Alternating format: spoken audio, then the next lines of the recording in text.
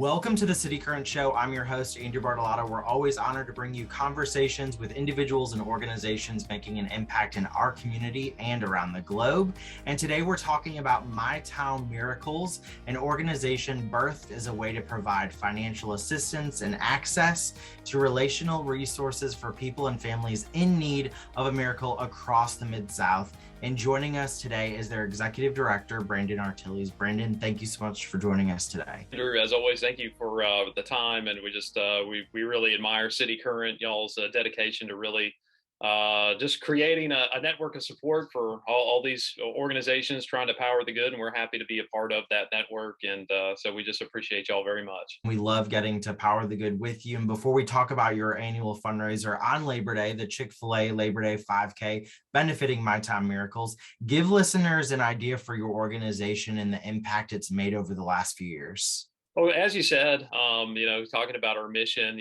what we want to do is we want to help lift people, vulnerable children in particular, out of instability and out of insecurity so they can experience the love of Christ through compassion. And that compassion manifests itself in a couple of ways that we just feel like we know that we have the resources to be able to meet. And one of those is financial. So emergency financial situations that may arise and some of these kids and their families' lives, we're able to kind of step into that based on, through opportunities like our fundraiser, where that provides the fuel that, if you will, that allows us to do that. But sometimes you even made the reference to relational. Sometimes it's just people that we know within our network. We have some people that we're able to just connect and make a phone call to and say, hey, there's a particular situation going on. Maybe it's financial literacy. Maybe there's some other aspects where we're able to kind of plug these at-risk, underserved communities in with people that can provide that. So relational is a big one, and also material. If there's just direct material assistance we can provide, but we want to be able to do that as well. What are some of the current projects, or maybe some that you can spotlight from the past, where My Town Miracles is really focusing its resources? Well, we've been blessed to have these opportunities that we've been effective in the past, but they seem to be recurring. And one of those has been a relationship that we've developed with occupational and physical therapists throughout the city, whether it be Le Bonheur's been a really great resource for that, as well as a Shrine School. We've discovered them to be a great resource for these therapists who work with special needs children who are facing a myriad of, just health complications and issues, a lot of it restricting their mobility.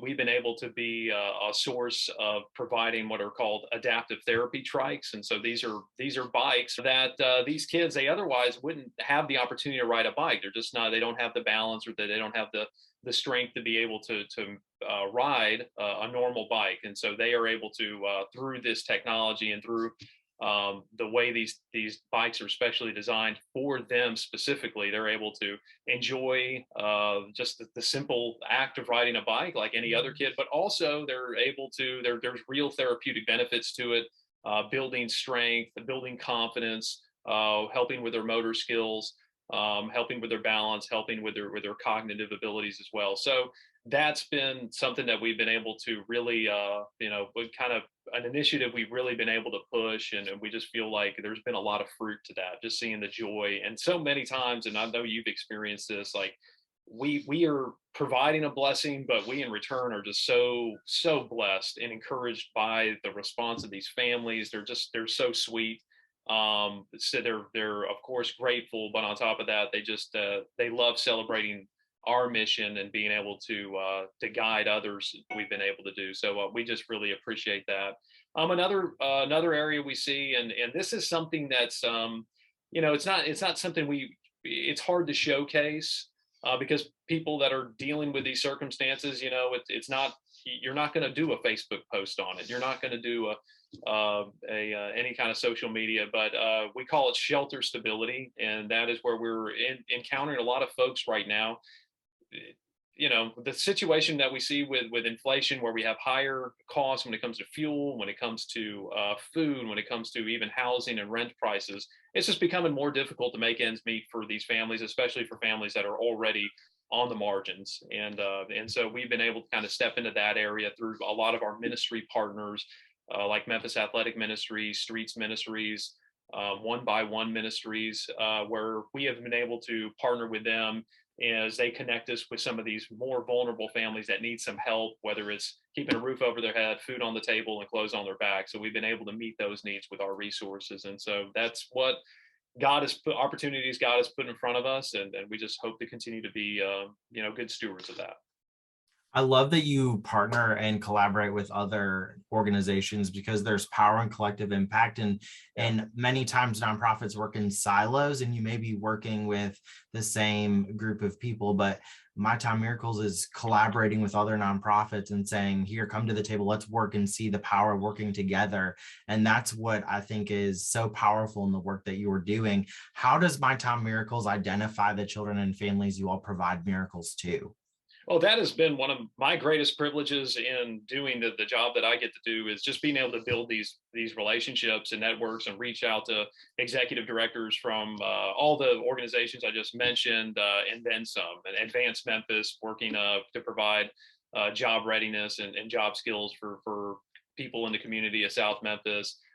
They've been a faithful partner of ours. Life Choices of Memphis. I can go on and on, but Brinkley Heights Urban Academy and Binghamton, Red Zone Ministries in Orange Mound. So these are all organizations that we kind of partner with strategically, because we know they're on the front lines. They're on the front lines, if you will, of ministering to the needs of the least of these in our communities, the folks that need the most assistance. And so we've been able to develop and foster relationships with those organizations.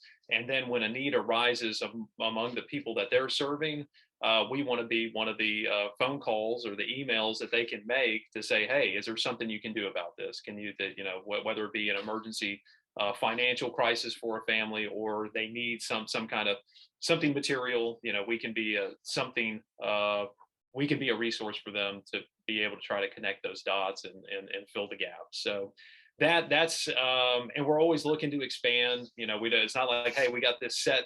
And I want to be even clear about it. Yeah, we're a faith-based organization, but we're not just partnering with Christian organizations. That happens to be where we find a lot of where we share value alignment and a lot of natural relationships emerge out of that. So that's a lot of our partners, but we're not looking to be exclusively faith-based. And there's secular organizations that we can partner with and provide resources to. We're called to love our neighbors in a number of ways, and we don't really, we don't necessarily need to overthink where those come from. But at the same time, what the relationship with the nonprofit and these ministry partners, what they allow us to do is it's a vetting mechanism. We will get emails from time to time, from, for lack of a better term, just randomly, folks that find us online. And I'm not saying we don't do anything about those, but it's much easier for us, and it's we feel much more secure in the way we're stewarding our resources when I get a phone call from MAM or Streets, and they say, hey, we've been walking along this family for several years now. They hit a bump in the road. They had a financial setback. Is there something you could do to help them bridge this gap? And for us, we just feel more secure in being able to provide resources into those kind of situations, because we know that family's needs, they have that immediate physical need that we're able to kind of speak into and be a resource for. But we know that they're being met holistically, spiritually, mentally, and beyond, and emotionally from the partner organization. So if we feel like, kind of to the point when you let in with that question, it's like it's a group. We know that it's a community of support that's rallying around these people and these families and these children, and we're happy to be a piece of that. And speaking of community support, this is the 19th annual Chick-fil-A Labor Day 5K coming up. It's the second year My Time Miracles is the beneficiary of the event. Chick-fil-A is no stranger to the Mid-South for its philanthropy. In fact, it's your sixth event together. My family had it for breakfast this morning. Talk about how instrumental their support it has been for My Time Miracles, and tell us then what we can expect at this year's event. Oh, this year's event is going to be, it's going to be an upgrade from even last year's. It was our first experience, like you've said, about benefiting from it. So it was it was amazing for us just to see where even our relationship with Chick-fil-A and partnership has evolved since we did our first event with them back in 2016. at that point, we were doing the Chick-fil-A family picnic and field day. It was on, or it may have just been Chick-fil-A field day. I think that's what it was, on Overton Square. And then it became family picnic and field day. And we moved it in 2018 to the first year on the field at the Liberty Bowl. And that was a fun event. But what we did with the 5K last year on Tiger Lane was just blew us away. Not only just what the amount of support that Chick-fil-A provided in that, but just a response from the community. And so we're just excited that we're going to be able to do it again here. And Chick-fil-A, Mid-South, the support they've given us over the years has just been just a tremendous encouragement to us, to have a brand like them wanting to say, hey, we believe in what y'all are doing. We trust what y'all are doing and the impact that you're having on this city. And that just, it just makes you go, wow, okay, we must be doing something right. And so we feel that encouragement, and that's just been a blessing for us. And so to be able to continue to have that relationship go into 2022 as we look forward to the race on September 5th is just big for us. So on Tiger Lane, it's good that will be the start and the finish line right there, right on kind of the front doorstep of the Liberty Bowl. And we're gonna, the race route will run through the kind of Cooper Young neighborhood, 3.2 miles or 3.1 miles, the 5K route. But then after the race, you can run or walk it. There will be a kid stash right there on Tiger Lane that will kind of go around a couple laps. So we do a good job, and Chick-fil-A does a really good job of creating a real festive atmosphere. We got a DJ out there. We got music. We have a lot of games, a lot of kind of lawn games that you're going to tailgating type games that you're going to be playing. Of course, there's food. Of course, you got Chick-fil-A for every participant, Chick-fil-A sandwich for everyone that runs in the race, with opportunities to get other food if you're just there as a bystander or a participant, or a spectator rather. So I think there's even what's called a mascot stampede. So we get the mascot, not just Chick-fil-A cows, which everyone's familiar with, but we get Rocky Redbird, we get Grizz, we get Memphis Tiger out there, and that they do a lap around Tiger Lane too. So it's just going to be a lot of fun for the family, all on the morning of Labor Day. I want to stress that, not Saturday of the Labor Day weekend, actually Labor Day Monday on September 5th, and we're going to get out there in the morning and just have a lot of fun. I love that. Where can people go to sign up for the event and get involved? It's cfa5k.raceroster.com. And so there'll be opportunities to do that. And you can register right there for the race and register however many you want to participate. There's also an opportunity to, I think there's other, if you can't make it in person, we have spirit runners. You can virtually participate in the race. And so you still get the benefits of, we'll send you a race medal and everything like that. So there's other avenues of participating. You can also just make a straight donation on that platform to My Town Miracles if you want to support our mission without participating in the race. So we definitely we're expecting at least 1,000, hopefully more, runners out there, but we want to welcome as many as we can to come out and just join with us. And not only, it's a great race, there is that, but it's also supporting a great cause in our hearts. So we just really are excited about being able to have it. What puts a smile on your face when you look at the work that you've been able to accomplish in your life, both at My Town Miracles and your previous background in TV broadcasting? Well, it just continues, and I've said this before, but nature of the beast in local news, and it's it just seems like, oh, you report it by almost necessity. You do have to report on some bad stuff. You have to report on some of the negative things that happen in the city.